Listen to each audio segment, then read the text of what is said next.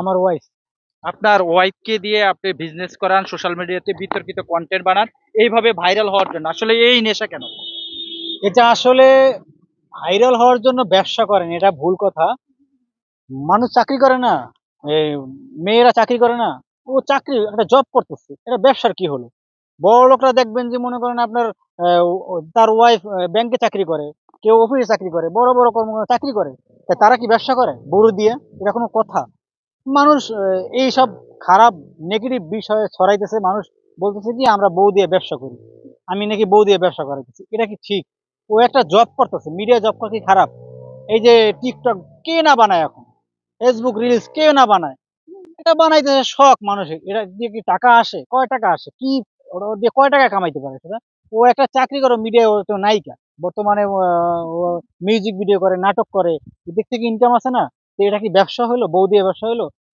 শোনেন, বর্তমান সময়ে চলতে হলে টাকার প্রয়োজন, আর একজন দিয়ে কিছুই হয় না। আমি কয় টাকা পাবো, সেটা দিয়ে কি হবে? বর্তমান বাজার মূল্য, ঘর ভাড়া, আপনি দেখেন উচ্চ লেভেলে। তা আমাদেরকে সেটা মোকাবেলা করতে হলে অবশ্যই দুজনকে সঙ্গী হয়ে আমাদেরকে ইনকাম করতে হবে, তাহলেই আমরা আমাদের বউকে পালতে পারবো, আপনাদের বউকে পালতে পারবেন, তারপর ছেলে সন্তান তাদেরকে পালতে পারবেন।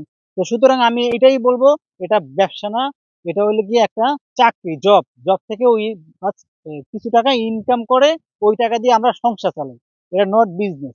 আচ্ছা রিমো, আপনার স্বামী আপনাকে দিয়ে বিজনেস করে, এটা সোশ্যাল মিডিয়া যারা আপনাদের দর্শক আছে তারা কিন্তু এই জিনিসটা ভাবছে, আসলে আপনি কিভাবে দেখছেন এবং আপনাদের কন্টেন্ট দেখে আসলে সমাজ কি, সমাজের যারা আছে তারা কি উপকৃত হবে? আসলে কে কি বললো এটা আমি কানেই নেই না। ও মাঝে মাঝে ওর কাছে খারাপ লাগে। কারণ হচ্ছে আমি আসলে ভিডিও যে আপলোড করি অতটুকুই শেষ, এমন না যে আমার ওটা দিয়ে হচ্ছে ইনকাম করে খেতে হবে। কারণ আমার হচ্ছে মিডিয়ায় কাজ থাকে, প্লাস হচ্ছে আমি আমার নানান কাজে বিজি থাকি।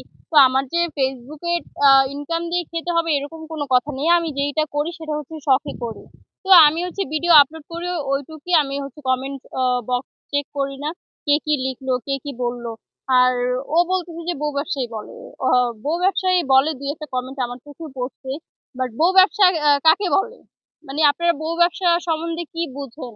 ও কি হচ্ছে আমাকে বাজারে তুলে বলতেছে এই বউ বিক্রি, বউ বিক্রি, বউ বিক্রি? ও কি এগুলা বলতেছে আপনাদের সামনে?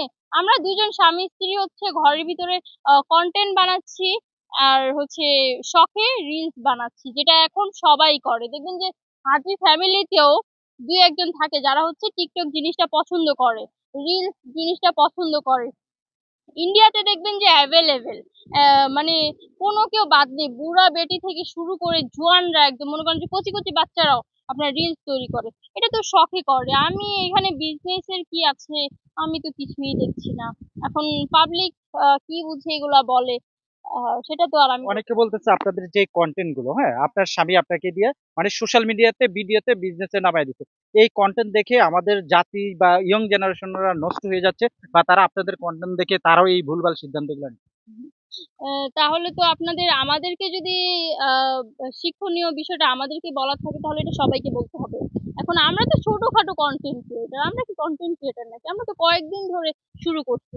আর এই যে যারা নাকি ব্রিটিশ আমল থেকে শুরু করছে, যে এরকম যেমন হচ্ছে আপনি অনেক কাপল দেখতে পারবেন এরকম, যে বিডি ইমরান থেকে শুরু করে আহ শুভ, তারপর হচ্ছে আরো অনেকেই আছে, জান্নাত তোহা যেগুলাকে বলেন, ওরা তো আমাদের কত আগে। প্লাস হচ্ছে ওরা হচ্ছে ফেসবুক থেকে লাখ লাখ লাখ লাখ টাকা ইনকাম করছে। মানে ভিউ মানেই 1 মিলিয়ন ভিউ মানেই লাখ লাখ টাকা হচ্ছে তাদের অ্যাকাউন্টে ঢুকে যাওয়া। মানে তাদের টাকা মনে হয় না যে আমার আহ আলমারিতেও রাখার জায়গা আছে, তাদের এত টাকা পয়সা এত। দেখলেন না যে কয়দিন আগে ডাকাতি হয়েছে, কেন হয়েছে? বিডি ইমরানদের ঘরে ডাকাতি হয়েছে, কারণ হচ্ছে তাদের এত টাকা পয়সা, এটা হচ্ছে আশেপাশে কেউ দেখছে তো লোভ লালসা লাগছে, যার কারণে হচ্ছে ডাকাতি হয়েছে, লোক সামলাইতে পারে না। তো তারা হচ্ছে করতেছে অরিজিনাল বিজনেস। এখানে আমরা, আমাদের তো ফেসবুক থেকে টাকা আসে না, তাহলে আমরা কিভাবে বিজনেস করলাম? আচ্ছা ভাই, আপনার নাম ভুলে গেছি কি? আমার নাম মানিক। আচ্ছা মানিক ভাই, হুম। এই যে আপনাকে বউ ব্যবসায়ী বলে, হ্যাঁ, তো আপনার বউকে দিয়ে আপনি আসলে কি কি ব্যবসা করেন? না, আমার বউ কিন্তু আসলে কিছু ব্যবসা করে না, ও জাস্ট মিডিয়ায় জব করে, আর সারা এই ফেসবুকে কিছু রিলস করে তৈরি করে, আর হলো গিয়া টিকটক বানায়। এইটাই তাদেরকে বিজনেস মনে হয়। আর তারা যে মনে করেন চার পাঁচটা মাইয়া লইয়া এই মেয়ে নিয়ে মেয়েকে মনে করেন নোংরামি করতেছে, তারপর মনে করেন ভিডিও বানাইতেছে, বউর সামনে এর হাত ধরে ডলাডলি করতেছে। আমরা তো আর মনে করেন আমার বউর সামনে অন্য মেয়ের হাত ধরে ডলাডলি করতেছি না, জাস্ট আমরা দুইজনে ঘরে বসে দুইটা যা টিকটক ইচ্ছা ভিডিও বানাই। বানাচ্ছি। এইটা তাদের সহ্য হইতেছে না। আসলে ভালোবাসা তৈরি করেন আগে, ভালোবাসতে মানুষ লাগে, ভালোবাসার মতো মানুষ মানে পোষা লাগে, বুঝতে পারছেন? এর ওই যে বাজে বাজে মানুষজন বলে না যে মনে করেন এরে পালাই যাবে, তারপর মনে করেন আপনার উড়াল দিবে, এত সোজা না, ঠিক আছে? আগে তৈরি করেন জায়গাটা, ঠিক আছে? ভালোবাসা এত সস্তা না, ঠিক আছে? আগে তৈরি করেন আপনাদের মতো করে, তারপর মনে করেন বললেন যে ভালোবাসা আমরা তৈরি করছি, এই জীবনটা পরজন্মে মনে করেন আমরা দুজনকে আলাদা করতে পারবো না, এটা 100% গ্যারান্টি দিয়ে বলতে পারবো।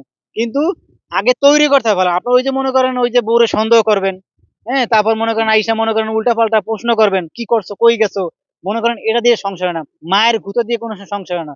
সংসার হয় ভালোবাসায়, ঠিক আছে? আমি আমার বউরে দিকে কিন্তু কোনোদিন হাত তুলছি নাকি, আমার বউরে কোনো সময় কোনো ফাউল প্রশ্ন করছে কিনা, কিন্তু আমার বউ কখনো ঘর থেকে বের হয় না। আমি থুইয়া শুটিং এ যাই, হেই কত তেপান্তর, 5 দিনের আউটে 10 দিনের আউটে, বান্দা যদি প্রমাণ করতে পারেন কেউ একদিন আমার বউরে ঘর থেকে বের করতে পারছেন, তাইলে আমি মনে করেন মিডিয়া জগৎ ছেড়ে দেবো। কিন্তু আর হাজারো ছেলেরা দেখছি যে ওরে মনে করেন নেওয়ার জন্য কোনো খুব ব্যস্ত হয়ে পড়ছে, কিন্তু আমার বউ কিন্তু সেটা পাত্তা দেয় না। আমি ওর মেসেজ চেক করি না, কিন্তু ও আমার বলে, আমি কিন্তু মাঝে মধ্যে আবার মেসেজ গুলো চেক করি, মাঝে মধ্যে কি বলে না বলে, কিন্তু আমি কিন্তু ওর মোবাইল ঘাটাঘাটি করি না, ওরকম না। হঠাৎ করে যখন মনে হইলো যখন ধরি, তখন দেখি যে না, ও কারো কথায় কান দেয় না, ঠিক আছে? যদি একমাত্র আমারই মানে বোঝে, এই কারণে আমার কাছেই পড়ে রয়েছে। আর মনে করেন এই যে বলে না যে মনে করেন চলে যাব, ফেসবুকে খালি একটাই দেখছি কমেন্ট, উড়াল দেবো, চলে দেবো, ঠিক আছে? কালকে মানে ভালোবাসাটা আগে তৈরি করেন, তারপর বলেন। আর যেদিন মনে করেন ওই যে আরেকটা কথা বলছে কি, 2 দিন পর দেখবো যে কান্নাকাটি করবেন, ফেসবুকে এসে আপনার বউ চলে গেছে অন্য পোলার সাথে, ঠিক আছে? এটা বাড়তি টেনশন, বুঝছেন? এটা ভুলে যান, সঠিক নিয়মে চলেন, আর বউকে সুন্দর করে ভালোবাসুন। দেখবেন এই জীবনটা আজীবনের সংসার নষ্ট হইব না, সবসময় এরকম ভাবে থাকবে আমার মতে। এবং আপনি কবে ছেড়ে চলে যাবেন?